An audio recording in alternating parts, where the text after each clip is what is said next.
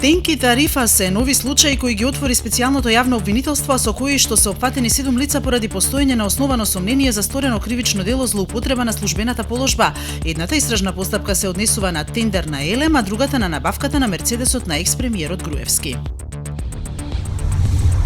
Британскиот парламент мора да ја даде зелено светло на владата за да може да го започне процесот на излегување на Велика Британија од Европската унија, одлучи Врховниот суд.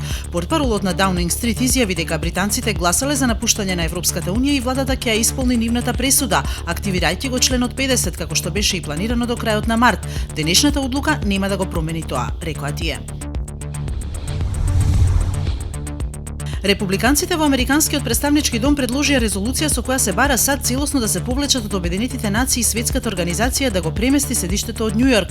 Во резолуцијата, на која што подносител стои името на Майк Роџерс, уште се бара запирање на сите активности на САД во Светската здравствена организација.